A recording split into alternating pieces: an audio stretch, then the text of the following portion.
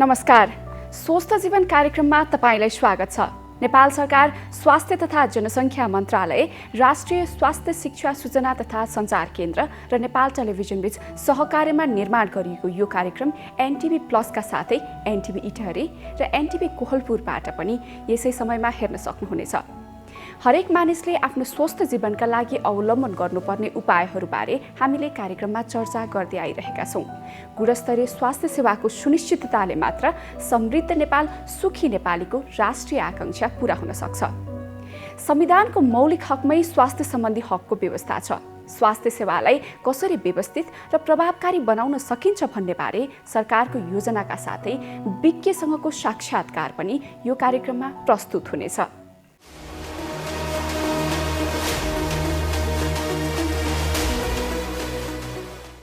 अब 2 सातापछि नेपालीहरूको ठूलो चाड दशैं र त्यस लगत्तै तिहार, छठ, लोसार जस्ता चाडपर्वहरू आउँदैछन्। चाडबाडमा हुने भिडभाड कोभिड-19 फैलिने प्रमुख कारण मानिएकाले अबका दिनहरूमा अझ सुरक्षात्मक विधिहरू अपनाउनु पर्ने हुन्छ। स्वास्थ्य तथा जनसङ्ख्या मन्त्रालयले कोभिड-19 को प्रकोप बढ्दै गएकाले दशैंमा एक ठाउँबाट अर्को ठाउँमा आवत जावत नगर्न र बसोबास गरेकै स्थानमा दशैं मनाउन आग्रह गरेको छ। पछिल्लो समय काठमाडौँ उपत्यकाका अस्पतालहरूमा बेडको अभाव हुँदै गएको छ र संक्रमितहरूको व्यवस्थापन चुनौतीपूर्ण बन्दैछ। यसबारे विशेष रिपोर्ट आज हामीले प्रस्तुत गर्नेछौँ। समुदायमा कोरोना भाइरसको संक्रमण फैलिएको अवस्थामा ज्येष्ठ नागरिक र दीर्घरोगी बिरामीहरू कसरी जोगिने यसबारे पनि चर्चा गर्नेछौँ। साथमा कोरोना संक्रमणबाट मुक्त भएका व्यक्तिहरूको आइसोलेसन अनुभव पनि हामी प्रस्तुत गर्नेछौँ। सुरुमा उच्च दरमा वृद्धि भइरहेको कोरोना भाइरसको संक्रमण जोखिमबारे तयार पारिएको यो विशेष रिपोर्ट। कोरोना भाइरसका संक्रमित दिन प्रतिदिन बढिरहेका छन्।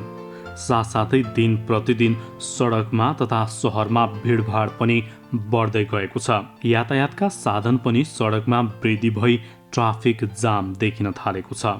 सरकारले कोभिड-19 को प्रकोप बढ्दै गएकोले दशैंमा एक अर्को ठाउँमा आवत जावत नगर्न र बसोबास गरेकै स्थानमा दशैं मनाउन आग्रह गरेको छ।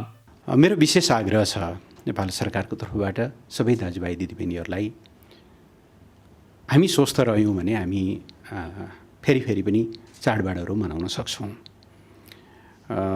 दशैंको एउटा मुख्य विशेषता पारिवारिक पुनर्मिलन र आफूभन्दा ज्येष्ठ वरिष्ठ अग्रजहरूबाट शुभाशिष लिने। तर यति बेला सबैभन्दा जोखिममा ज्येष्ठ नागरिकहरू, हाम्रा वृद्ध बुवा आमाहरू, हजुरबा हजुरआमाहरू, काका काकीहरू हुनुहुन्छ। त्यसो भएको हुनाले दशैं मनाउँदा हाम्रा अभिभावकहरूको सुरक्षालाई असाध्यै, सुरक्षा संवेदनशीलतालाई असाध्यै ध्यानमा राख्नुपर्ने जरुरी छ। मेरो आग्रह छ। त्यस कारणले यसचोटि सदा जस्तो काठमाडौँबाट गाउँ, फेरि गाउँबाट काठमाडौँ, यो सङ्क्रमण पनि सँगसँगै आउने र ओहोरदोहोर गर्ने जुन जोखिम छ, यो कुरालाई विशेष ध्यान राखिदिनु होला। आशिष हामीले टाढैबाट पनि लिन सक्छौँ। उहाँहरू सुरक्षित रहनुभयो, स्वस्थ रहनुभयो भने यस्ता अवसरहरू पटक पटक आउँछन्। तर हाम्रो सानो लापरवाहीले उहाँहरूको स्वास्थ्यमा ठुलो जोखिम बढ्न सक्छ। किन पछिल्लो ट्रेन्ड के देखिएको छ भनेदेखि 60 वर्षभन्दा मुनिकाको सङ्क्रमण दर पनि र सङ्क्रमितपछि मृत्यु दर पनि तुलनात्मक रूपमा कम छ। तर 60 वर्षभन्दा माथिकाहरूको सङ्क्रमित भइसकेपछिको उहाँहरूको जोखिम चाहिँ धेरै बढी छ। स्वास्थ्य तथा जनसङ्ख्या मन्त्रालयले बारम्बार त्यो कुरा भनि पनि रहेको छ। त्यस भएर एउटा नारा पनि अहिले स्वास्थ्य मन्त्रालयले CCMCले विकास गरेको छ, आशीर्वाद बचाउँ भनेर। हो, आशीर्वादलाई बचाउँ। पछिल्लो समय काठमाडौँ उपत्यकाका अस्पतालहरूमा बेडको अभाव हुँदै गएको छ र सङ्क्रमितहरूको व्यवस्थापन चुनौतीपूर्ण बन्दैछ। स्वास्थ्य तथा जनसङ्ख्या मन्त्रालयले यही स्तरमा कोरोना सङ्क्रमण दर बढिरहे उपत्यकाका अस्पतालहरूले भार थाम्न नसक्ने बताएको छ। पछिल्लो समय चाडपर्व नजिकै गर्दा बजारमा मानिसहरूको भिडले सङ्क्रमणको बेवास्ता गरिएको जस्तो देखिएको भन्दै सतर्कता अपनाउन मन्त्रालयले आग्रह गरेको छ। मन्त्रालयका प्रवक्ता प्राध्यापक डाक्टर जागेश्वर गौतमले पछिल्लो समय काठमाडौँ उपत्यकाका अस्पतालहरूमा बेडको अभाव हुँदै गएको बताउनुभयो। काठमाडौँमा सङ्क्रमितहरूको व्यवस्थापन गर्न थप चुनौती देखिएको छ। सङ्क्रमणको वृद्धि भएसँगै कतिपय अस्पतालहरूमा बेडको अभाव हुँदै गएको छ। बिरामीहरूलाई पाएक पर्ने ठाउँमा बेड उपलब्ध हुन सकेको छैन। यस महामारी प्रकोपको बेलामा सबै सरकारी तथा निजी अस्पतालहरूले कोभिडका बिरामीहरूको उपचार व्यवस्था गर्न आवश्यक छ। विशेष गरी काठमाडौँ उपत्यकामा सङ्क्रमितहरूको उपचार व्यवस्थापन गर्न थप चुनौती बढेको अवस्था छ।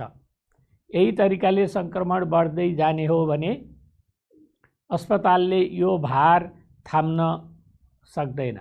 अस्वाभाविक रूपमा सार्वजनिक स्थानहरूमा बढेको भिडभाड, नाकमुख छोपिने गरी मास्क नलगाउने कार्य र एक अर्काबीच दूरी कायम नहुनु र हातको सफाइमा उचित ध्यान नपुर्याउन तपाईँ हाम्रा व्यवहारले सङ्क्रमण अप्रत्याशित रूपमा बढ्दै गएको छ। नेपाल सरकार स्वास्थ्य तथा जनसङ्ख्या मन्त्रालय यस विषयमा अत्यन्त संवेदनशील छ। हरेक व्यक्तिलाई आवश्यक स्वास्थ्य सेवा प्रदान गर्नु राज्यको दायित्व हो। कोरोना सङ्क्रमण जनस्वास्थ्यको ठुलो समस्या भएकोले यसको नियन्त्रण तथा रोकथामका लागि हामी सबैको महत्त्वपूर्ण भूमिकाको खाँचो छ। नजिकै गरेको चाडपर्वसँगै किनमेल गर्नेहरूको भिड हेर्दा तीव्र रूपमा फैलिएको कोरोनालाई बिर्सिएको पो हो कि जस्तो लाग्न थालेको छ। कोरोनाको नियन्त्रण र रोकथाम नै गर्ने हो भने कृपया कोरोना सङ्क्रमणको जोखिमबाट आफू बच्न र अरूलाई बचाउन अनावश्यक भिडभाड नगरौँ। आवश्यक कामले बाहिर निस्किँदा कोरोनाको जोखिम छ भन्ने कुरा मनन गरी मास्कको उचित प्रयोग गरौँ। बेला बेलामा साबुन पानी वा सेनिटाइजरको प्रयोग गरी हात सफा गरौँ।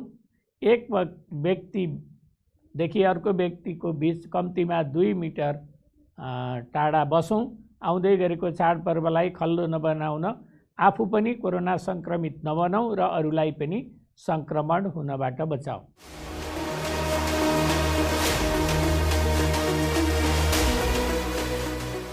अहिलेको निम्ति देशमा विश्वव्यापी फैलिरहेको कोभिड-19 को कारणले गर्दा हामी सबै एक किसिमले त्रासमा पनि छौँ र सचेतनाको सुरुवात पनि धेरै मात्रामा भएको चाहिँ मैले पनि देखिरहेको छु। यसमा विशेष गरी मैले आफूले सचेत हुने भनेको चाहिँ नियमित रूपमा सरसफाइमा मैले विशेष ध्यान दिएको छु। म लगायत मेरो परिवारलाई म त्यही गराउँछु। हामी सबैले जानिसकेको कुरा र गरिरहेको कुरा भनेको साबुन पानीले नियमित रूपमा हात धुने, सरसफाइ गर्ने, हाक्छिउँ आइहाल्यो भने पनि हातले मुख छोपेर हाक्छिउँ गर्ने अथवा यसरी हाक्छिउँ गर्ने, यो किसिमका कुराहरू, नाकमुखमा हात नलगिहाल्ने, बाहिर कतै हामीलाई निस्किहाल्नु पर्यो भने पनि अलिकति डिस्टेन्स मेन्टेन गरेर मात्रै निस्किने। अहिले सरकारले गर्नुभएको निषेधाज्ञाको विषयमा त हामी सबै नागरिकहरू सचेत नै छौँ। त्यसले गर्दा कतिपय बिरामी भएको व्यक्तिसँग हामी पर बस्ने अथवा कोही बिरामी छ भने उसको नजिकै नजाने अथवा बिरामीले पनि आफ्नो बिरामी लुकाउने, हामीले सहयोग नगर्ने, यस्ता किसिमको कार्यहरू गर्नु उपयुक्त हुँदैन। किनभने बिरामी कोही पनि छ भने उहाँसँग डक्टरसँग कसरी परामर्श लिन सकिन्छ अथवा आफूले के सहयोग गर्न सकिन्छ भन्ने विषयमा पनि अलिकति सचेत हुनु आवश्यक छ र हामीले सकेको सहयोग नै गर्नुपर्छ। किनभने अहिले हाम्रो नेपालको कन्टेक्स्टमा धेरै व्यक्तिहरू चाहिँ मरिहाल्ने अथवा आत्तिहाल्ने, ला कोरोना भयो भने चाहिँ भागिहाल्नुपर्छ, पर भइहाल्नुपर्छ भन्ने किसिमको कुरामा विशेष जोड दिइरहनु भएको छ। त्यसले गर्दा चाहिँ हामी पर भाग्नु हुँदैन, सकेको आफूले सहयोग गर्नुपर्छ, तर के भने अलिकति दूरी कायम गरेर।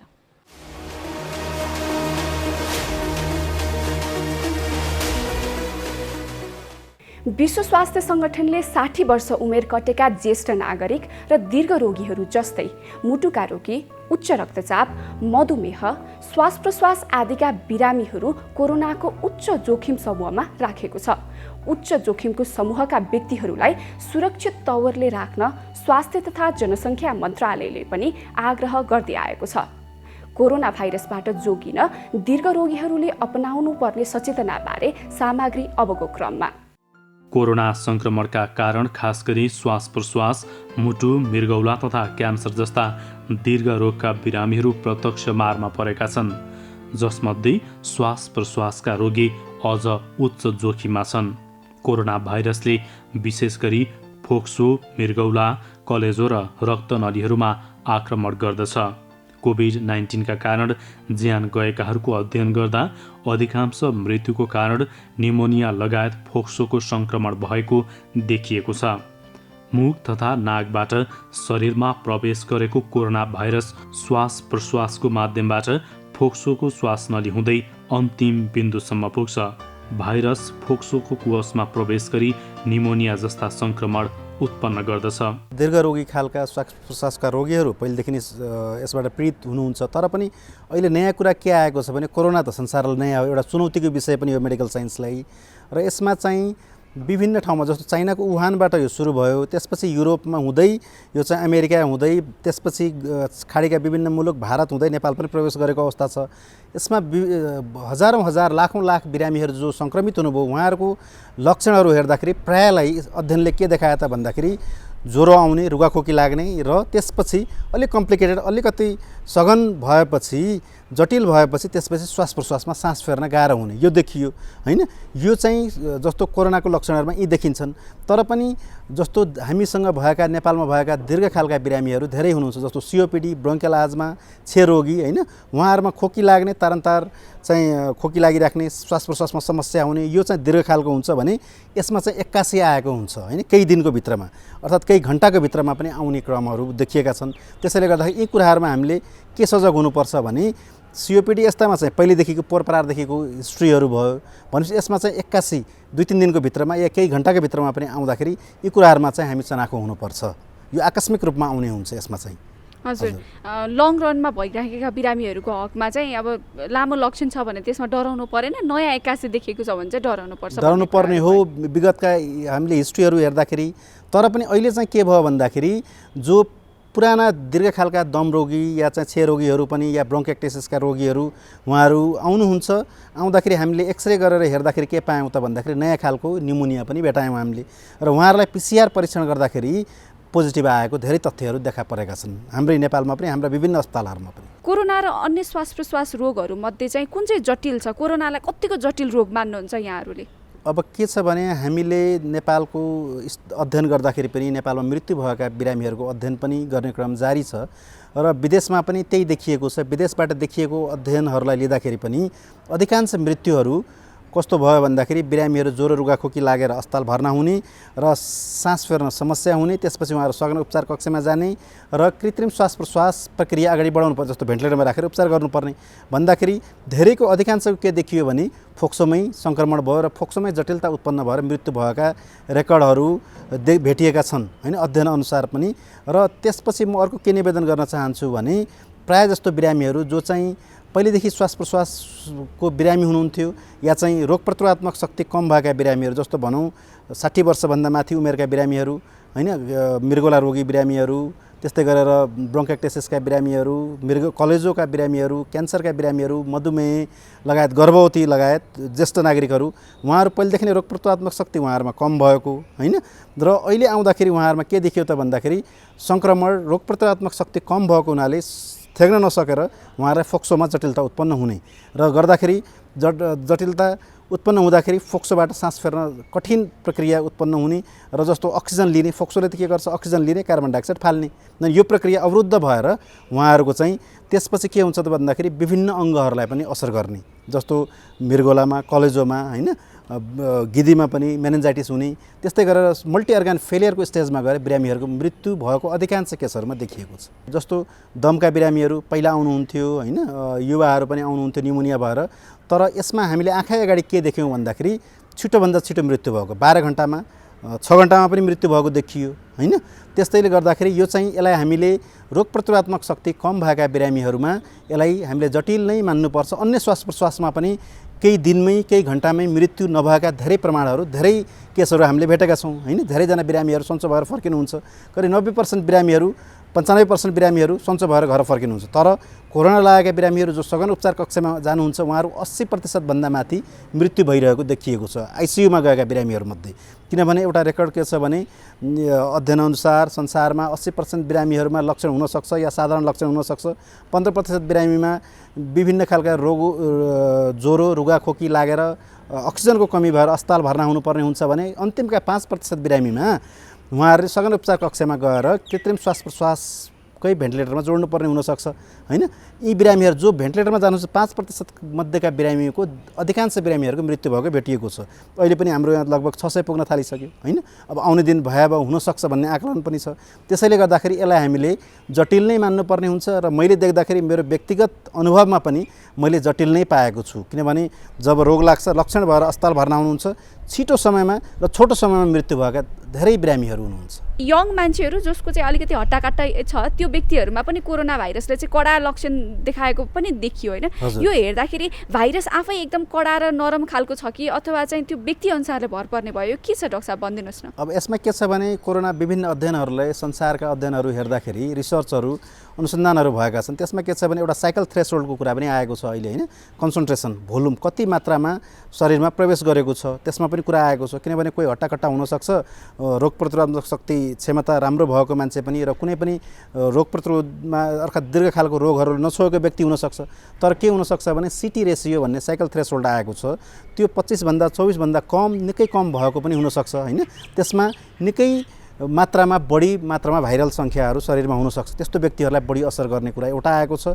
अर्को कुरा कुनै कुनै बिरामीहरूमा जस्तो उहाँहरू धुम्रपान मद्यपानको लतहरू हुनसक्छ। यी कुराहरूलाई पनि मध्यनजर राख्नुपर्छ हामी। तर पनि हामीले यथार्थ के हो भने अध्ययनले के देखायो भने केही छिटपुटका घटनाहरू ती भएका छन् होइन भएका छन्। तथापि एउटा कुरा अध्ययनले अनुसन्धानले के प्रमाणित गरेर देखाएको भने जसमा रोग प्रतिरोधक शक्ति कम भयो गर्भवतीदेखि लिएर तपाईँको चाहिँ ज्येष्ठ नागरिकहरू 60 वर्षभन्दा माथिका र दीर्घकालका रोगीहरूमा चाहिँ मृत्यु अधिकांश देखिएको छ। जस्तो हामीले नेपालकै पनि अध्ययन गऱ्यौँ अहिले मृत्यु भएका अधिकांश नेपालीहरूमा रोग प्रतिरोधक शक्ति क्षमता कम भएका बिरामीहरू छन् दीर्घ रोगीहरू छन्।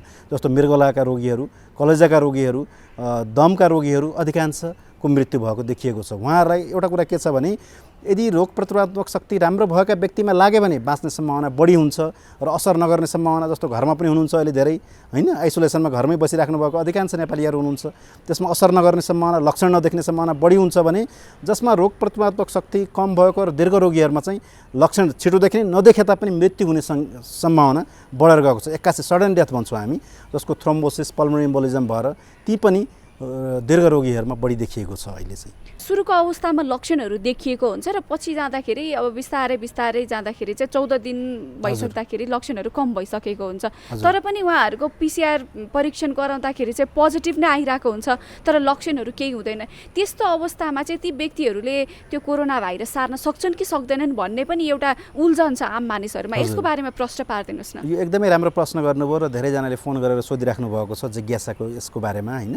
के छ भन्दाखेरि कोरोना भाइरसले यसको इन्क्युबेसन पिरियड 5 to 7 डेज र यसले मोस्टली यसको भिरुलेन्स इफेक्ट गर्ने असर गर्ने समय भनेको 2 हप्तासम्म हो र म्याक्सिमम गऱ्यो भने 3 हप्तासम्म गर्छ। त्यसपछि 2 हप्तामा यदि कुनै व्यक्ति सेफ रहनुभयो भने धेरैभन्दा धेरै कम सम्भावना छ उहाँलाई पछि लक्षण देखिने अर्थात् चाहिँ उहाँलाई सङ्क्रमण एकदमै जटिल सङ्क्रमण हुने त्यो सम्भावना कम छ अर्थात् लक्षण देखिने सम्भावना कम छ।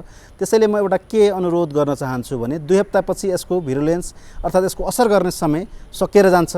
तर पनि तेस्रो चौथो हप्तामा पनि पोजिटिभ आउनुभएका केही व्यक्तिहरू हुनुहुन्छ। यसमा के हुन्छ भने यसको जेनेटिक म्याटेरियल डिग्रेड भएर जान्छ अर्थात् यसको जेनेटिक म्याटेरियल टुक्रा टुक्रा भएर जान्छ र ती केही पार्टिकल्सहरूलाई हामीले PCR गर्दाखेरि न्युक्लिक एसिड इम्प्लिफिकेसन टेस्ट हो यो चाहिँ होइन र क्याच गरिदिन्छ पिकअप गरिदिन्छ त्यस बेलामा पोजिटिभ देखिने सम्भावना हुन्छ। तर पनि हामी एउटा कुरा अहिले त्यसैले स्वास्थ्य मन्त्रालयले पनि निर्देशन जारी गरेको छ 2 हप्ता पहिला सुरुमा गराउने र 2 हप्ता क्वारेन्टाइनमा राखेर आइसोलेसनमा राखेर डिस्चार्ज गर्दाखेरि नगरेर पनि उहाँहरू काममा फर्किन सक्नुहुन्छ भन्ने एउटा निर्देशन जारी गरेको अवस्था छ।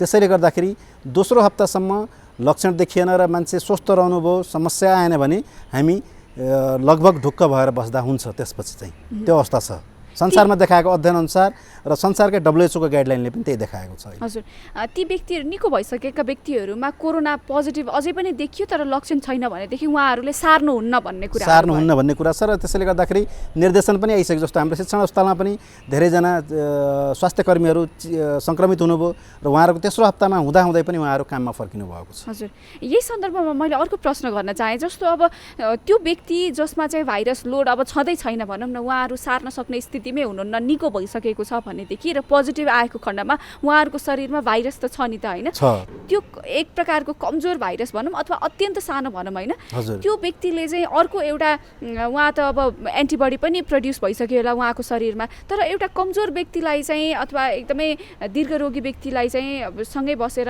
केही गरी सरिहाल्यो भनेदेखि त्यो व्यक्तिमा चाहिँ त्यो भाइरसले न कडा असर पार्ने हो कि यसको केही कुराहरू छ? अहिले संसारमा अब एउटा कुरा निवेदन के गर्न चाहन्छु भने म दर्शक वृन्दहरूमा, यो संसारमा कोरोना भनेको नौलो हो होइन, यसले मेडिकल साइन्सलाई नै चुनौती दिएको विषय हो, चिकित्सा विज्ञानलाई नै विभिन्न अनुसन्धानहरू जारी छन्, तर पनि अहिलेसम्म के प्रेडिक्सन गरिएको छ अर्थात् संसारमा वैज्ञानिकहरूबाट भने दोस्रो तेस्रो हप्ता पछिका डिग्रेडेसन जो मरेर गइसकेको टुक्रा टुक्रा बाँकी हुनसक्छ भाइरसको, तिनीहरू इनेक्टिभ भइसकेको हुन्छन् होइन, र उनीहरू चाहिँ इनेक्टिभ भइसके तापनि पिसिआरले त्यसलाई पिकअप गरिदिएको हुनाले पोजिटिभ आइराखेको छ, तर ड्रपलेट इन्फेक्सनबाट त्यो सरेर गएमा अर्कोमा गयो भने त्यसले लक्षण पनि देखाउँदैन र त्यो सरुवा पनि हुँदैन र अर्को व्यक्तिमा त्यसले सङ्क्रमण पनि एक्टिभ सङ्क्रमण गर्न सक्दैन भन्ने एउटा एजम्सन, एउटा चाहिँ प्रेडिक्सन गरिएको अवस्था छ अहिले। हजुर, अब यो जो व्यक्ति कोरोना पोजिटिभ भएर एउटा खालको लक्षणहरू देखियो भनेर भन्छौँ नि हामी, ती व्यक्तिहरूमा चाहिँ फोक्सोमा दाग हुन्छ भन्ने कुराहरू पनि सुनिन्छ होइन, सबै कोरोना पोजिटिभ व्यक्तिहरूमा चाहिँ फोक्सोमा दाग हुन्छ कि अथवा चाहिँ कडा लक्षण भएका व्यक्तिहरूमा मात्रै फोक्सोमा दाग हुन्छ? अब हामीले यहाँ नेपालको कन्टेक्स्टमा पनि केही अध्ययनहरू जारी राखेका छौँ, त्यसमध्ये के देखिएको छ भन्दाखेरि जो चाहिँ व्यक्तिहरू अन्तिम 5%मा भनौँ न 80% साधारण लक्षण, 15% अक्सिजन चाहिने भएर घरमा के अरे अस्पतालमा भर्ना हुनुपर्ने र अन्तिम 5%लाई अलि जटिल परिस्थिति उत्पन्न भएर सघन उपचार कक्षमा भर्ना हुनुपर्ने र भेन्टिलेटरको समेत आवश्यकता पर्ने खालका बिरामीहरूमा त एक्सरे गरेर हेर्दाखेरि उहाँहरूको चाहिँ न्युमोनिया देखिएको छ। त्यस्ता व्यक्तिहरू अधिकांशमा दागहरू देखा परेका छन्, तर पनि संसारमा नेदरल्यान्ड तपाईको स्पेनमा भइराखेका केही अध्ययनहरू छन्, जस्तो न्युयोर्कमा पनि भइराखेको एउटा अध्ययन छ, त्यसमा चाहिँ केही व्यक्तिहरूलाई लिइएको छ जसमा लक्षण थिएन, अर्थात् मिनिमम लक्षण 80% बिरामीहरू जो लक्षणै नभएका या साधारण लक्षण भएर जो घरमै उपचार गर्छ तिनीहरूमा पनि लिएको छ। त्यसमा के देखाइएको छ भने एउटा भाइरस प्रवेश गरिसकेपछि केही इन्फ्लामेसनहरू शरीरमा केही क्रिया प्रतिक्रियाहरू उत्पन्न हुन्छन् र केही इन्फ्लामेटरी मेडिएटर्सहरू र साइटोकाइन स्टर्म भन्छौँ हामी, केही प्रतिक्रियाहरू रसायनहरू उत्पन्न हुन्छन्, तिनीहरूले गर्दाखेरि केही व्यक्तिहरूमा फोक्सोमा दागहरू लक्षण नभए तापनि देखिएका छन् र केही त्यस्ता मध्येका केही समूहलाई लिएर अध्ययन गरिँदैछ। अहिलेसम्म 6-7 महिना भयो यो चाहिँ सुरु भएको होइन, त्यसैले गर्दाखेरि विगत 4-5 महिनादेखि अध्ययन भइराखेको छ, सिटी गरेर उहाँहरू हेरिराख्नु भएको छ। भविष्यमा केही महिना या केही वर्ष हेरिने कुरा अध्ययनमा भनिएको छ र हेरिसकेपछि ती दागहरू रहन्छन् या रहन्नन् या भविष्यमा तिनीहरूले केही असर गर्छन् या श्वास प्रश्वास सम्बन्धी केही लक्षणहरू देखा पर्छन् या जटिलता उत्पन्न हुन्छ या चाहिँ केही रोगहरू उत्पन्न हुन्छन् या हुँदैनन्, जस्तो ब्रोन्किएक्टाइटिस सम्बन्धी भनौँ या चाहिँ अरू फाइब्रोटिक चेन्जेसहरू, फाइब्रोसिसहरू, ती कुराको बारेमा अध्ययनहरू हुँदैछन्। यसको निष्कर्ष र निर्केल अझै निस्किन नसकेको अवस्था छ। फोक्सोमा हुने दाग चाहिँ कतिको जटिल समस्या हो, त्यसलाई लिएर एउटा मनोवैज्ञानिक त्रास पनि हुन्छ नि मानिसहरूलाई, ला मेरो फोक्सोमा दाग भयो यसले मलाई दीर्घकालीन असर केही पार्छ कि भन्ने डर पनि हुनसक्छ, त्यो विषयलाई कसरी सम्बोधन गर्न चाहनुहुन्छ? अब यो राम्रो प्रश्न गर्नुभयो। विभिन्न खालका दागहरू छन्, केही सामान्य खालका दागहरू जस्तो अहिले म्यान पावरबाट विदेश जाने हाम्रो चाहिँ खाडी विशेष गरेर खाडी देशहरूमा जानेहरूको एक्सरे लिइन्छ, मान्छे स्वस्थ हुनुहुन्छ, युवा हुनुहुन्छ होइन, युवती हुनुहुन्छ, तर उहाँहरूको एक्सरे गर्दाखेरि साधारण दाग देखिदिन्छन्, उहाँलाई कुनै लक्षण हुँदैन होइन। ती दागहरू चाहिँ खासै लक्षण नभएकोमा हामीले उपचार गर्दैनौँ होइन। र अन्य खालको जस्तो सिओपिडी दीर्घकालका रोगहरू, क्षयरोगीहरूमा पछि गएर दागी देखिदिने, ब्रोन्काइटिसका रोगहरूमा दाग देखिने, त्यस्तै गरेर न्युमोनिया भएका सिभियर न्युमोनिया भएका खालका बिरामीहरूमा पछि गएर दाग देखिने हुन्छन्, तर पनि दाग हुँदाखेरि दागमा लक्षण नदेखिन सक्छ, तर कहिलेकाहीँ खकारमा रगत आउने होइन, छिटो छिटो सङ्क्रमण हुने फोक्सोमा ती दागहरू कारणले गर्दा, जसलाई हामी स्ट्रक्चरल लङ डिजिज भन्छौँ, फाइब्रोटिक चेन्जेसले गर्दाखेरि छिटो छिटो रिकरेन्ट इन्फेक्सन जस्तो रुगाखोकी लागिराख्ने होइन, ज्वरो आउने पनि हुनसक्छ, कहिलेकाहीँ त्यस्ता खालका लक्षणहरू देखिन सक्छन्। तर पनि हामीहरू लक्षण आए तापनि श्वास प्रश्वास सम्बन्धी समस्या आयो भने श्वास प्रश्वासकै विभिन्न खालका औषधिहरू इन्हेलरले उपचार गर्छौँ। खकारमा रगत आयो भने त्यही किसिमले हामीले खकारमा रगत रोक्नको लागि उपचार गर्छौँ भने, लक्षण छैन भने ती दागहरूमा खास हामीले त्यसलाई चिन्ता गर्नुपर्ने हुँदैन। साधारण खालका व्यक्तिहरूमा पनि लक्षण नदेखिएको हुनसक्छ, साधारण दागहरूमा हामीले खासै एटेन्सन लिँदैनौँ। तर पनि दागहरू ठुल्ठुला छन्, छिटो सङ्क्रमण भइराख्ने समस्याहरू छ, श्वास फेर्न गाह्रो भयो भने हामी विभिन्न खालका औषधि उपचार गर्छौँ र भ्याक्सिन समेत जस्तो न्युमोनियाको भ्याक्सिनहरू छ। त्यस्तै गरेर इन्फ्लुएन्जा भाइरसको वर्षमा एकपटक दिने भ्याक्सिन छ होइन, भाइरल इन्फेक्सनहरू बचाउन त्यस्ता भ्याक्सिनहरू पनि हामी दिइराखेका हुन्छौँ। हजुर, फोक्सोमा दाग छ तर अन्य कुनै पनि प्रकारका लक्षण छैनन् भनेदेखि चाहिँ डराउनु पर्दैन? खासै डराउनु पर्ने हुँदैन।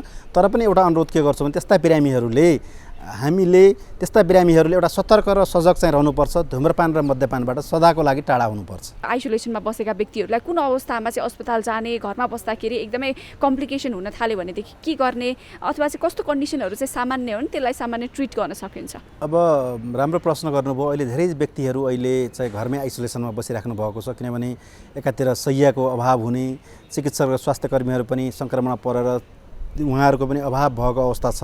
यस्तो बेलामा नेपाल सरकारले अनुरोध पनि जारी गरेको छ स्वास्थ्य मन्त्रालयले होइन, घरमै बस्नुहोस्, घरमै बसेर जनस्वास्थ्यका मापदण्डहरू पालना गर्नुहोस् र स्वस्थ रहने तरिकाहरू पढ्नुहोस्, सिक्नुहोस्, मिडियाबाट हेर्नुहोस् होइन। ती कुराहरू निर्देशन जारी भएको अवस्थामा कुनै बिरामीहरूलाई फोन पनि गर्नुहुन्छ उहाँहरू। के हुन्छ भने उहाँहरू एक त मनोवैज्ञानिक त्रासमा हुनुहुन्छ घरमा बसेको व्यक्तिहरू र आइसोलेसनमा बस्नेहरू, उहाँहरूले खानपानमा ध्यान दिनुपर्ने हुन्छ। प्रशस्त झोल पदार्थहरू खानेदेखि लिएर डिस्टेन्स भौतिक दूरीहरू कायम गर्नेदेखि लिएर शौचालयका कुराहरू छन् होइन, खानेकुराहरूको भाँडाहरूको कुराहरू छन्। यी कुराहरू त विभिन्न मिडियाहरूबाट जनचेतनाका निम्ति प्रसारण भइराखेकै छन्। तर पनि उहाँहरूलाई एक्कासै ज्वरो आयो, खोकी लाग्यो, रुगाखोकी लाग्यो होइन, यसको क्रम बढ्दै गयो भने पहिला त हामीले प्यारासिटामोल साधारण पाइने औषधिहरूको प्रयोग गर्नु पर्यो। तथापि श्वास फेर्न गाह्रो हुन थाल्यो, छाती गरुङ हुन थाल्यो होइन, छाती घ्यारघ्यारै भयो भन्ने यस्तो अवस्थामा कुनै पनि बेलामा कोरोनाले यो युवा होस् या वृद्ध जस्तोसुकै बिरामीमा पनि यो परिस्थिति देखा पर्न सक्छ। यस्तो बेलामा उहाँहरूले नआत्तिकन स्वास्थ्य मन्त्रालयमा केही नम्बरहरू जारी भएका छन् होइन, HOEC भन्ने सेन्टर छ, गुगलमा गएर हेर्दाखेरि पनि कल सेन्टरहरू बनाइएका छन् जहाँ उहाँहरूले अहोरात्र एकदमै शिष्ट भाषामा सहयोग गरिराख्नु भएको छ। त्यहाँको मैले पनि पाएको छु एकदमै सहयोगी भावनाका कर्मचारीहरू बसिराख्नु भएको छ। त्यहाँ सम्पर्क गर्ने, आफ्नो फोन नम्बर टिपाउने र उहाँहरूले सकेसम्म काठमाडौँ उपत्यकाका बेडहरू, कोभिड डेडिकेटेड बेडहरू छन्, शय्याहरू छन् होइन, र अस्पतालहरू तोकिएका छन्। त्यहाँ उहाँहरू रेगुलर नियमित सम्पर्कमा हुनुहुन्छ। कहाँको चाहिँ शय्या खाली भयो, कहाँको आइसियुको बेड खाली भयो, उहाँहरू सम्पर्कमा हुनुहुन्छ र उहाँहरूले नै 102 को विशेष गरेर 102 नम्बरका एम्बुलेन्सहरू छन्, उहाँहरूले घरमै पठाएर उहाँहरूलाई पिकअप गरेर शय्या सकेसम्म होइन। अहिलेसम्मको स्थिति भोलि पर्सि के हुन्छ थाहा छैन होइन, कतिको हाम्रो क्षमता भौतिक साधनले स्रोतले धान्न सक्छ या सक्दैन ती भविष्यको कुरा हो। तर पनि हिजोको डेटसम्म, आजको डेटसम्म, मितिसम्म उहाँहरूले प्रयास गरिराख्नु भएको छ। नआत्तिकन उहाँहरूको सहयोग लिने र स्वास्थ्य मन्त्रालय नेपाल सरकारको मार्फतबाट हामीहरू चाहिँ अर्थात् बिरामीहरूलाई अनुरोध गरिरहेका छौँ, तपाईँहरू उहाँहरूको सम्पर्कमा जानुहोस् र उहाँहरूले कुनै अस्पतालमा तोकिदिनुहुन्छ, एम्बुलेन्स त्यहाँ पुर्याइदिनुहुन्छ र त्यहाँको चिकित्सक तथा स्वास्थ्य कर्मीको निगरानीमा बस्ने र उहाँहरूले दिएको औषधिहरू सेवन गर्ने या उहाँहरूले प्रिस्क्राइब गरेको औषधिहरू लिने व्यवस्था गरिएको छ अहिलेसम्म। कोरोना पोजिटिभ आयो भन्ने बित्तिकै व्यक्तिहरूलाई सास फेर्न गाह्रो भएको जस्तो हुने, अलिकति भनौँ न शरीर नै कमजोर भएर जाने भन्ने खालका कुराहरू, अनुभवहरू हामीले सुनिरहेका हुन्छौँ होइन। घरमा बसेर चाहिँ व्यक्तिले मलाई सास फेर्न गाह्रो भएको हो कि होइन, कस्तो चाहिँ सास फेर्न गाह्रो भएको हो त, त्यो कुराहरू नै थाहा पाउनु भएको हुँदैन। त्यसरी हामीले कसरी घरमा थाहा पाउने होला?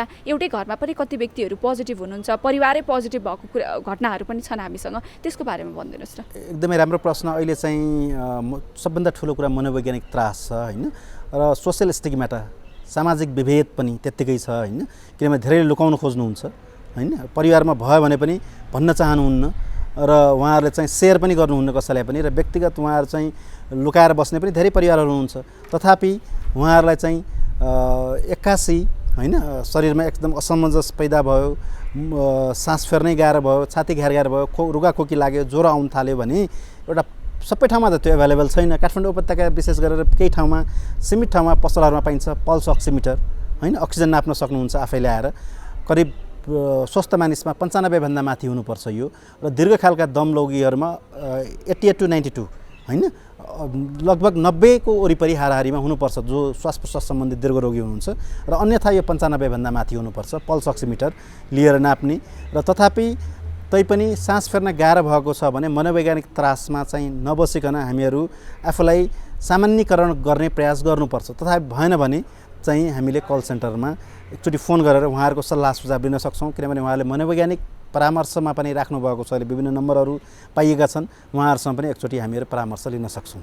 पल्स अक्सिमिटरको यहाँले कुरा जुन गर्नुभयो नि त्यसको चाहिँ अब कसरी जाँच गर्ने, कति हो त्यसको रेन्ज, त्यो पनि भनिदिनुहोस् न हाम्रो दर्शकहरूलाई जसको घरमा चाहिँ पल्स अक्सिमिटर हुन्छ उहाँहरूलाई चाहिँ सायद जाँच्नको लागि थाहा पाउनको लागि सजिलो पनि होला। हामीहरू पल्स अक्सिमिटर कुनै पनि नेल सर्फेस होइन नङमाथि राख्न सक्छौँ, खुट्टाको होस् या हातको सजिलो हुन्छ, त्यो बुढी औँला विशेष गरेर हामी राख्छौँ। जतातिरबाट बत्ती बल्छ त्यो साइड औँला त्यो साइडबाट नङमाथिबाट लिने होइन। त्यसमा चाहिँ अक्सिजन लेभल एउटा देखिन्छ, अर्को चाहिँ मुटुको धड्कन देखिन्छ, पल्स नाडीको गति देखिन्छ।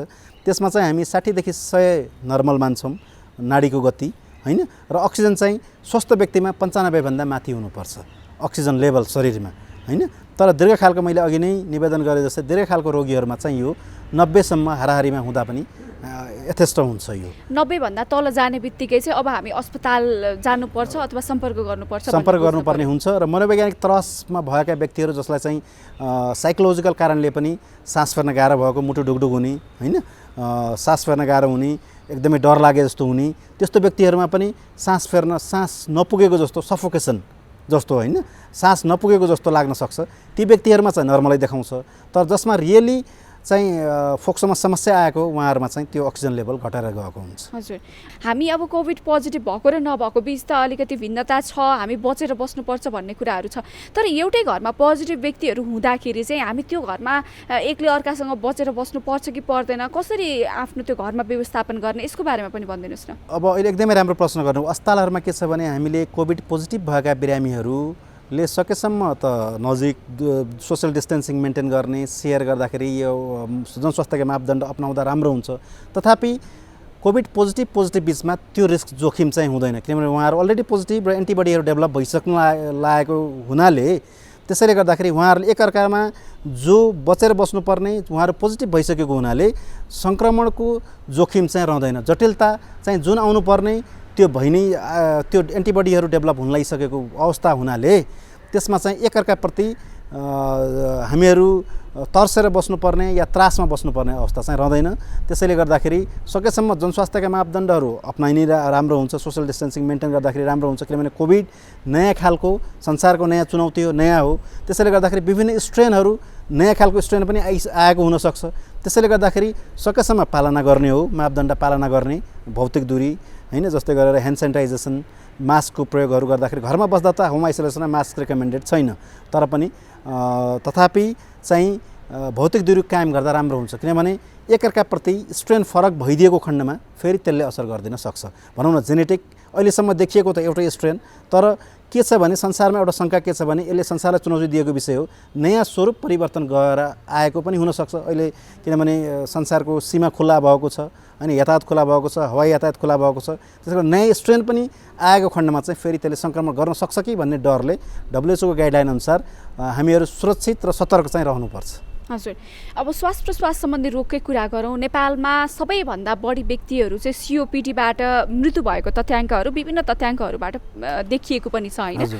COPD अथवा चाहिँ अन्य श्वास प्रश्वास सम्बन्धी रोग भएका, क्षयरोग भएका व्यक्तिहरूलाई चाहिँ इनकेस कोरोना भइहाल्यो भनेदेखि त्यसको जटिलता कति देखिएको छ, प्र्याक्टिकली चाहिँ यहाँहरू चिकित्सक भएर हेर्दाखेरि कतिको कम्प्लिकेटेड देखिएको छ? अब राम्रो प्रश्न गर्नुभयो। यसमा चाहिँ हाम्रो नेपालमा चाहिँ नसर्ने रोगहरूमध्ये प्रमुख 5 कारणमध्ये सबैभन्दा बढी अहिले एउटा सबैभन्दा बढी सङ्ख्या रहेको COPD पनि हो होइन। नसर्ने रोगहरूमध्ये 11.7% स्वास्थ्य मन्त्रालय राष्ट्रिय अनुसन्धान परिषदले गरेको अनुसन्धान अनुसार 7वटै प्रदेशको मिलाएर 11.7% यो COPD छ नेपालको समाजमा। भनेपछि अहिले हामीले शिक्षण अस्पतालमा हेर्दाखेरि पनि ICUमा हेर्दाखेरि अधिकांश मृत्यु भएको बिरामीहरू हेर्दाखेरि जो फोक्सोमा स्ट्रक्चरल लङ डिजिज भएका जस्तो क्षयरोगबाट भएकाहरू होइन, ती बिरामीहरू पनि परेका छन् भने दीर्घकालका दम रोगी बिरामीहरूमा पनि धेरैको मृत्यु भएको देखिएको छ र अर्को मृगला रोगीहरूमा पनि मृत्यु बढेको देखिएको छ। एक्ज्याक्ट डाटा आउन त अब हामी केही समयपछि यो महामारी जाने बेलामा यसको प्रकाशित गर्ने नै छौँ। तथापि अहिले देखिएको चाहिँ बिरामीहरूमा चाहिँ अधिकांश बिरामीहरूको मृत्यु चाहिँ दीर्घकालका श्वास प्रश्वास रोगीहरूमा मृत्यु देखिएको छ अहिले कोरोना लाग्यो भनेदेखि एकदम लाखौँ लाख खर्च हुन्छ, बाँच्ने सम्भावनै छैन भनिरहनुहुन्छ। कोही चाहिँ अब एकदम सामान्य तरिकाले निको भएर कम खर्चमै निको भएको कुराहरू पनि छ, कोही घरमै बसेर निको हुनुभएको भन्ने पनि छ। यहाँले अलिकति त्यो प्रश्न पारिदिनुहोस् न, कोरोना लागिसके पछाडि एकदमै धेरै खर्चिलो उपचार हुने कुरा चाहिँ खासमा के हो त्यो? अब यो राम्रो प्रश्न गर्नुभयो। अहिले नेपाल सरकारले व्यवस्था गरेको कोभिड डेडिकेटेड हस्पिटलहरू जस्तो वीर अस्पताल, शिक्षण अस्पताल, पाटन हस्पिटल, टेकु हस्पिटल होइन, जस्तो प्रहरी बलम्बु अस्पताल, सशस्त्र प्रहरी अस्पताल, यी अस्पतालहरू सरकारले निर्णय गरेर राखिएका अस्पतालहरू यहाँ चाहिँ कोरोना लागेका बिरामीहरू अन्तिम भेन्टिलेटरमा जाउन्जेलसम्म सरकारले निःशुल्क उपचार सकेसम्म, सम्पूर्णको त होइन, सकेसम्म निःशुल्क शय्या होइन, आइसियु खर्च र केही औषधिहरू निःशुल्क उपलब्ध गराउने प्रतिबद्धता अनुसार काम भइरहेको छ। तथापि प्राइभेट हस्पिटलहरू, किनभने यी शय्याहरू त अब हामी सबैलाई थाहा भएको कुराहरू अभाव भइसके होइन, बिरामीहरू बढ्दो क्रम छ, प्रत्येक दिन नयाँ नयाँ रेकर्ड होइन, कहिले 2000, कहिले 2500, कहिले 2700, उपत्यका पनि एउटा इपिसेन्टर बन्ने हो कि भन्ने एउटा खतरा आएको छ। त्यसैले गर्दा शय्या अभावको कारणले गर्दाखेरि धेरै बिरामीहरू कतै नपाएर प्राइभेट हस्पिटलमा पनि जान बाध्य हुनुभएको छ। तथापि खर्च यदि प्राइभेट हस्पिटलमा जानुभयो भने एक त उहाँहरूको रेट नै महँगो छ, अर्को कुरा चाहिँ उहाँहरूले पनि पिपीको कुरा निकाल्नु भएको छ, नर्सिङ खर्चको कुराहरू, चिकित्साको खर्चहरू, रिस्कको कुराहरू निकाल्नु भएको छ। यी कुराहरूले गर्दाखेरि खर्च महँगो भएको छ। तथापि अहिले उपयोग भइराखेको स्टेरोइड औषधिहरू यी पुरानै औषधिहरू हुन्, त्यसैले यसमा खासै खर्च छैन। र रेमडेसिभिर एउटा जसमा जटिल परिस्थिति उत्पन्न भएको न्युमोनिया, श्वास प्रश्वास फेर्न गाह्रो, अक्सिजनको कमी, लेभलको कमी भएको अवस्थामा रेमडेसिभिर औषधिहरू चलाउनु परेको छ होइन। ती औषधि एकदमै खर्चिलो र महँगो छ, करिब 50-60 हजार रुपियाँ खर्च आउँछ एउटा बिरामी, एउटा कोर्स 5 दिनको 6वटा कोर्स दिँदाखेरि। यी बिरामीहरूलाई नेपाल सरकारले अहिलेसम्म राष्ट्रिय अनुसन्धान परिषदको सहयोगमा निःशुल्क अहिलेसम्मको अनुसन्धानको लागि भनेर ल्याइएको औषधिहरूले निःशुल्क औषधि उपलब्ध गराउन सकिएको छ, सबैलाई नसकिए पनि जहाँसम्म सकिएको छ केहीलाई। र अर्को कुरा प्लाज्मा थेरापी, यो पनि केही प्रक्रियाहरू छन्, त्यसमा केही उपचारहरू अलिकति सामान्य खर्च लिएर दिइने गरिएको छ। तथापि केही बिरामीहरू भेन्टिलेटरमै जाँदाखेरि केही महँगो परेको चाहिँ यथार्थ हो अहिले चाहिँ। हजुर, अन्तिम प्रश्न गर्न चाहन्छु। जस्तो कोरोना चाहिँ अब भनौँ न दीर्घ रोगीहरूलाई एकदमै जटिल हुन्छ भनिराख्दाखेरि श्वास प्रश्वास सम्बन्धी रोग भएका, दीर्घ रोग भएका व्यक्तिहरूमा, क्षयरोग लागेका व्यक्तिहरू, अन्य समस्या भएका दमका व्यक्तिहरू, यी व्यक्तिहरूलाई चाहिँ अब अहिलेको अवस्थामा कुनै पनि समस्या आइहाल्यो भने अस्पताल जानलाई अलिकति असहजता पनि छ, डर पनि छ होइन। ती व्यक्तिहरूलाई चाहिँ के सल्लाह दिन चाहनुहुन्छ? अब एकदमै राम्रो प्रश्न। अहिले नेपालभरिबाट हामीले धेरै फोनहरू, मेसेजहरू पाइराखेको छौँ होइन, किनभने हाम्रो बिरामीहरू त हामीले यहाँ उपचार गरे पनि नेपालभरिबाटै आउनुहुन्छ। दार्चुलादेखि लिएर पूर्व ताप्लेजुङसम्मका बिरामीहरू होइन, झापादेखि लिएर कञ्चनपुरसम्मका बिरामीहरू। त्यसैले गर्दा एक त यातायातमा पनि असहजता छ होइन, धेरै ठाउँमा रेस्ट्रिक्सन्सहरू छन् आउनलाई। यी कुराका बावजुद उहाँहरू आउन सकिराख्नु भएको छैन। तथापि उहाँहरूलाई म एउटा निवेदन के गर्छु भने उहाँहरूले दीर्घ रोगीहरूले जसले इन्हेलर लिइराख्नु भएको छ, औषधिहरू लिइराख्नु भएको छ, अक्सिजन थेरापीमा हुनुहुन्छ, उहाँहरूले नियमित गरिदिनुपर्छ यीहरूलाई औषधिहरूलाई। क्षयरोगीका बिरामीहरूले औषधि नटुटाउने बिचमा होइन, उहाँहरूले नियमित गरिदिने, धुम्रपान र मद्यपानबाट टाढा रहने, सकेसम्म पोसिलो खानेकुराहरू, हाई प्रोटिन डाइट होइन, हाई भिटामिन डाइट्सहरू, हरियो सागपात फलफुलहरूलाई बढी कन्ज्युम गर्ने, बढी मात्रामा उपभोग गर्ने। र प्रत्येक बिरामीले आइसोलेसनमा, दीर्घकालका बिरामीहरूले अनिवार्य रूपमा स्वास्थ्यका मापदण्डहरू पालना गरिदिनु होला र अनिवार्य रूपमा आइसोलेसन जस्तै भएर बस्दिनु होला, अरूसँग घुलमिल नगर्नु होला, भिडभाडमा नगइदिनु होला होइन। ह्यान्ड सेनिटाइजेसनदेखि लिएर मास्कको अनिवार्य रूपमा प्रयोग गरिदिनु होला र लिइराखेको औषधिहरू नियमित गरिदिनु होला। र केही समस्या परिहाल्यो भने काठमाडौँ अर्थात् चाहिँ आउने या चाहिँ केन्द्रीय अस्पतालमा आउने भन्दा नजिकको स्वास्थ्य कर्मीहरूसँग सल्लाह लिने, नजिकको स्वास्थ्य संस्थामा गएर अनिवार्य रूपमा सल्लाह लिनुहोला भन्ने हार्दिक अनुरोध गर्दछु।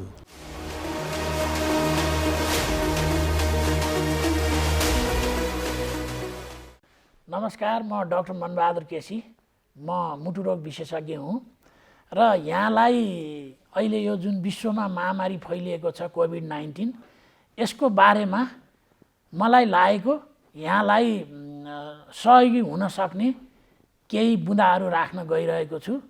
यहाँहरूले ध्यान दिएर सुनिदिनु होला र यसलाई सकभर कार्यान्वयन गर्ने प्रयास गर्नुहोला।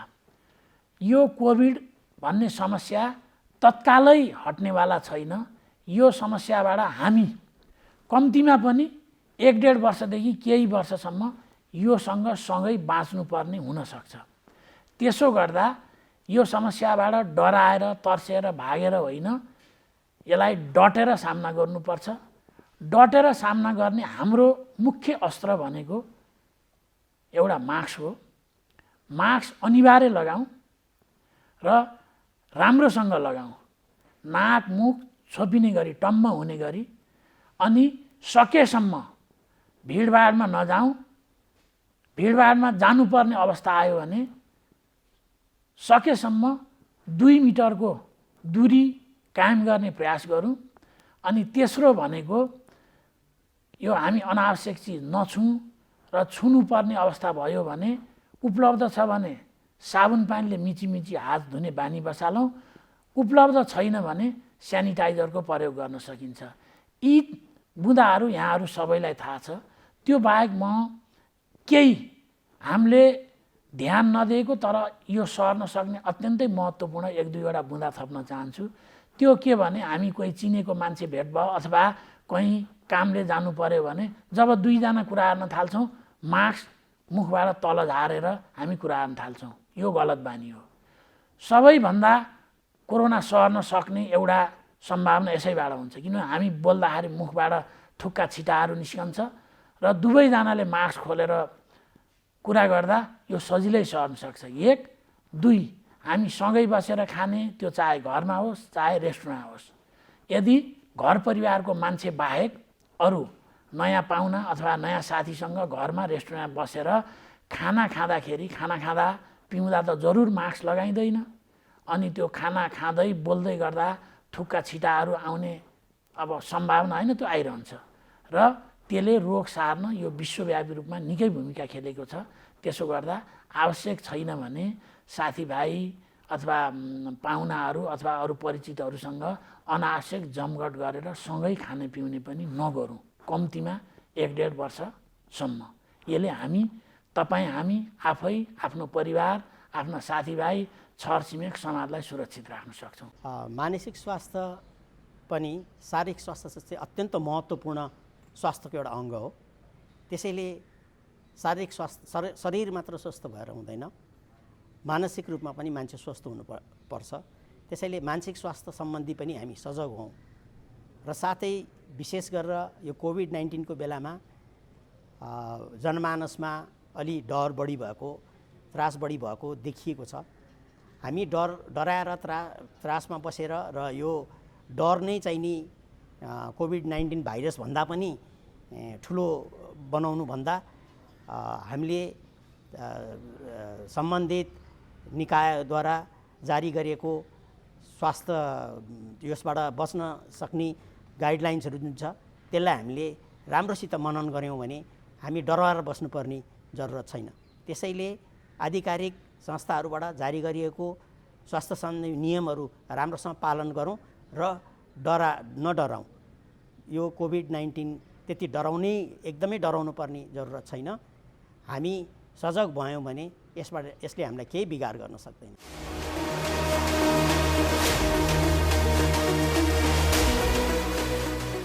कोरोनाका बिरामी पनि दिन प्रतिदिन बढिरहेका छन्। एकातिर जनस्वास्थ्यका मापदण्ड पूर्ण रूपमा पालना हुन सकिरहेको छैन भने यसबारे मानिसहरूमा भ्रम र त्रास पनि उत्तिकै छ। उता कोरोना संक्रमण पश्चात आइसोलेसनमा रहेका संक्रमितहरूलाई भौतिक र शारीरिक समस्या भन्दा पनि मानसिक समस्याले धेरै पीडनले गरेको पाइएको छ। कोरोना संक्रमित भएर आइसोलेसनबाट अहिले निस्किएकी नेपालगञ्जकी सुस्मिता ढकालको आइसोलेसन अनुभव अब हामी प्रस्तुत गर्दैछौँ।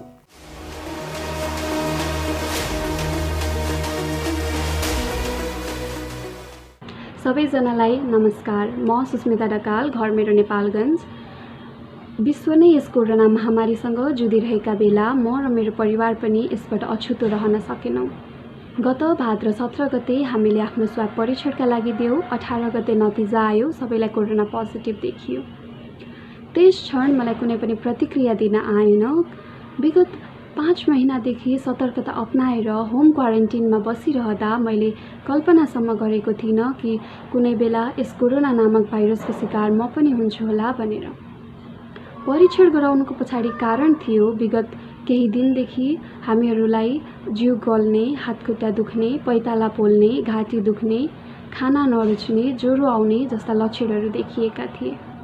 परिवारलाई नै कोरोना पोजिटिभ देखिएकोले र मम्मी पनि नर्स भएका कारणले डाक्टरको सल्लाह सुझाव अनुसार हामीले होम आइसोलेसनमा बस्ने निर्णय गर्यौँ। हामीहरूलाई लक्षण देखिएकाले डाक्टरले औषधि खान सल्लाह दिनुभयो। भिटामिन सी, जिङ्क, एन्टिबायोटिक्स जस्ता औषधिको हामीले सेवन पनि गर्यौँ। नेपालगञ्ज जस्तो गर्मी ठाउँमा हामी जति सक्दो तातो पानी खाने गर्दथ्यौँ। पानीमा गुर्जो, बेसार, तुलसी, मरिच जस्ता घरेलु सामग्रीहरू हालेर पकाएर त्यसको बिहान साँझ सेवन गर्दथ्यौँ। अन्य रोग जस्तो यसमा खाना बारिहाल्नु चाहिँ नपर्ने रहेछ, त्यसैले अरू बेला खाएको जस्तै खाना हामीले खान्थ्यौँ। फलफुल र पानीको चाहिँ सकेसम्म बढी सेवन गर्थ्यौँ। शारीरिक कमजोरी त आफ्नो ठाउँमा छँदैछ, त्यस 14 दिन आइसोलेसन बस्दाको मानसिक पीडा त म सम्झन पनि चाहन्न। टिभी खोलेर समाचार हेऱ्यो, कोरोना सङ्क्रमितको सङ्ख्या बढेको बढे। कोही कोरोना सङ्क्रमितको मृत्युको खबर सुन्न साथ आङजिरिङ्ग हुन्थ्यो। अब हामीले समाचार नहेर्ने निदो गऱ्यौँ। जति सक्दो म आफूलाई व्यस्त राख्न खोज्दथे। किताब पढ्ने, यसो कलम समाएर केही लेखिहालौँ न भनेर लेख्न बस्ने, साथीभाइहरूसँग आफन्तहरूसँग फोनमा कुरा गर्ने, यसरी नै म आफूलाई व्यस्त राख्न थालेँ। 14 दिन आइसोलेसनमा बसिसकेपछि जब हामीले बाहिर निस्किने मौका पायौँ, छततिर जान पायौँ, त्यस क्षणको खुसी त म व्यक्त पनि गर्न सक्दिनँ। आइसोलेसनमा बसिसकेको 14 दिनपछि पनि थप 7 दिन हामीलाई डाक्टरले सेल्फ क्वारेन्टिनमा बस्ने सल्लाह दिनुभयो। किनभने आइसोलेसनमा बसेको 14 दिनपछिको थप 7 दिन पनि अलिअलि रिस्की नै हुँदो रहेछ। जब समाचारमा कुनै स्वास्थ्यकर्मी या कोरोना सङ्क्रमितहरूलाई गरिने दुर्व्यवहारको बारेमा हेर्ने गर्दथे, मन खिन्न हुन्थ्यो।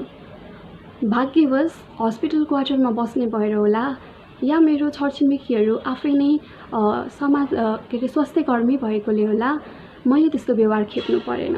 बेला बेला ढोकामा आएर भित्र चियाएर हाम्रो हालखबर सोधिदिनुहुन्थ्यो। हामीलाई केही खान मन लागेको छ कि भनेर आफैले पकाएर ल्याइदिनुहुन्थ्यो। यो कुरामा म आफूलाई एकदमै भाग्यमानी ठान्दछु।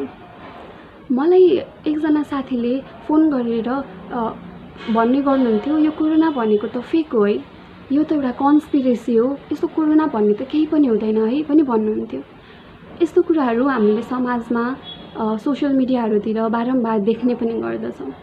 तर जबसम्म हाम्रो कुनै आफन्तलाई या कोही नजिकको मान्छेलाई या हामी आफैलाई यो कोरोना हुँदैन या यस्तो यो भोग्नु पर्दैन, तबसम्म हामीले थाहा पाउँदैनौँ यो के हो भनेर।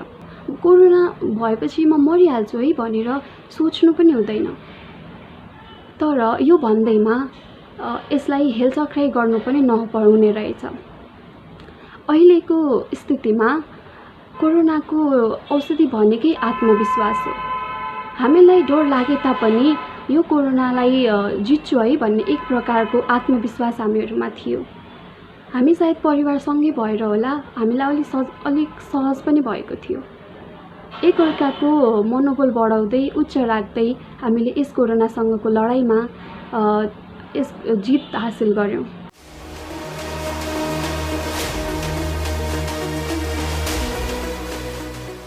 नमस्ते, म डाक्टर सबिना सिमखडा। म चाहिँ प्रसुति, गाइने र निसन्तानको काममा विगत 6 वर्षदेखि आबद्ध छु। म चाहिँ तपाईँहरूलाई यो समय अब अहिले कोभिडको सिचुएसनमा चाहिँ हजुरहरूलाई के भन्न चाहन्छु भने तपाईँहरूलाई एकदमै अन्यल होला, यतिखेर प्रेग्नेन्सी प्लान गरौँ कि नगरौँ, गर्भधारण गरौँ कि नगरौँ भन्ने अन्यल होला। तपाईँहरूले त्यस्तो अन्यल मान्नु पर्दैन। तपाईँलाई जुन हामीले गाइडलाइन्सहरू पटक पटक रेडियो टेलिभिजनबाट भनिरहेका छन्, जस्तै हामीले आफ्नो सरसफाइमा ध्यान दिनुपर्ने, हात धुनुपर्ने, 20 सेकेन्डसम्म मिची हात धुने, यदि हात धुने प्रबन्ध नमिलेको ठाउँमा सेनिटाइजरहरू प्रयोग गर्ने, अनि त्यसपछि मास्क लगाउने, भिडभाडमा नजाने, 6 फिट दूरीमा रहने, अनि त्यसपछि आएर धेरै बेरसँग कोही पनि मान्छेसँग कुराकानी नगर्ने हैन। यो सावधानीहरू अपनाउनु भयो भने चाहिँ तपाईँलाई प्रेग्नेन्सी प्लान गर्नलाई कुनै पनि अवरोध छैन। र कोही अब स्पेसली म यही निसन्तानप्रति नै काम गरिरहेको भएको कारणले गर्दाखेरि यदि तपाईँहरूलाई अब प्रेग्नेन्सी प्लान गर्नु छ अथवा भनी तपाईँ मका आउनुहुन्छ भने पनि अहिले म चाहिँ के भन्न चाहन्छु भने तपाईँ मजाले निर्धक्क आउन सक्नुहुन्छ। हामी तपाईँलाई छानेर बुझेर तपाईँलाई हामी आफ्नो प्लानिङ पनि गर्छौँ र तपाईँलाई अन्य यो पनि लाग्न सक्छ कि अहिले म प्रेग्नेन्ट भइहालेँ भने म अस्पताल जाने कि नजाने, म के गर्ने भन्ने अन्वलहरू हुनसक्छ।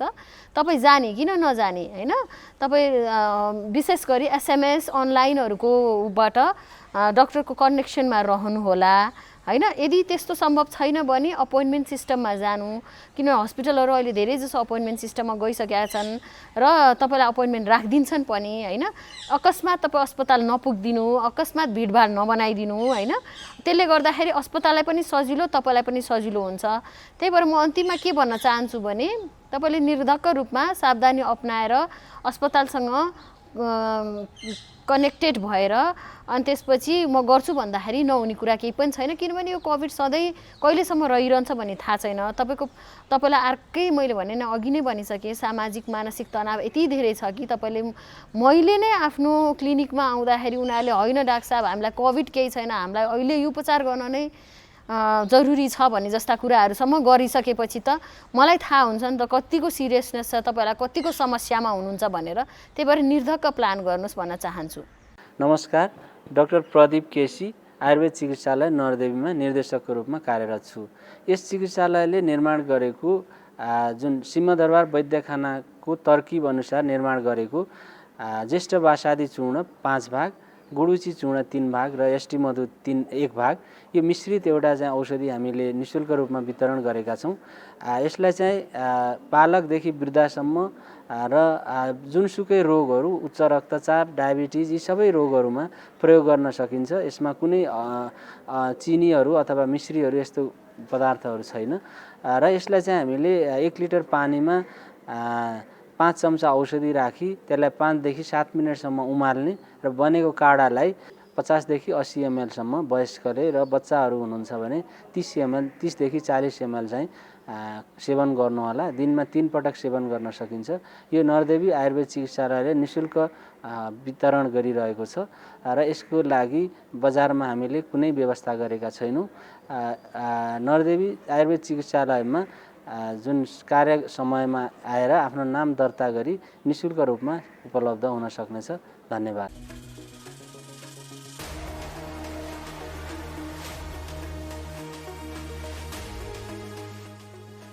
कार्यक्रम स्वस्थ जीवन हरेक दिन एनटिभी प्लसबाट बिहान 7 देखि 8 बजेसम्म र पुनः साँझ 5 देखि 6 बजेसम्म, एनटिभी कोहलपुरबाट दिउँसो 1 देखि 2 बजेसम्म र एनटिभी इटहरीबाट दिउँसो 2 देखि 3 बजेसम्म प्रसारण हुने गरेको छ। स्वास्थ्य सम्बन्धी यहाँहरूको कुनै जिज्ञासा या समस्या भएमा हामी सम्बन्धित विज्ञहरूबाट समाधान खोजी कार्यक्रममा प्रसारण गर्नेछौँ। हामीलाई सम्पर्क गर्ने माध्यमहरू यस प्रकार छन्: फोन, एसएमएस तथा भाइबरको लागि 98 43 52 93 97, इमेल swasthjivan@ntv.org.np। यस कार्यक्रमको बारेमा आफ्नो सल्लाह, सुझाव र प्रतिक्रिया पनि यहाँहरूले यिनै माध्यम मार्फत दिन सक्नुहुनेछ। साथै कार्यक्रममा के कस्ता सामग्री, विषय वा विज्ञहरू समेट्नु पर्ला भन्ने विषयमा पनि सुझाव दिन सक्नुहुन्छ। कार्यक्रम यहाँहरूले सामाजिक सञ्जाल मार्फत पनि हेर्न सक्नुहुनेछ। YouTube Nepal television, mobile application Nepal television, Facebook facebook.com/neptv2041। स्वास्थ्य सम्बन्धी महत्त्वपूर्ण नम्बरहरू। स्वास्थ्य सम्बन्धी कुनै पनि जानकारी र सहयोगका लागि स्वास्थ्य तथा जनसङ्ख्या मन्त्रालयका हटलाइन नम्बरहरू 1115 र 1133 वा मोबाइल नम्बर 98 512 55 839। एम्बुलेन्स सेवाको लागि 102 र 112। वैदेशिक रोजगारीको क्रममा स्वास्थ्यमा समस्या भएमा, अन्य सहयोग वा जानकारी आवश्यक परेमा श्रम, रोजगार तथा सामाजिक सुरक्षा मन्त्रालयको हटलाइन नम्बर 1141। शान्ति, सुरक्षा र अन्य सहयोगका लागि नेपाल प्रहरीको नम्बर 100, सशस्त्र प्रहरी बलको नम्बर 1114, रगत आवश्यक परेमा ब्लड बैंकको नम्बर 01 4225 344।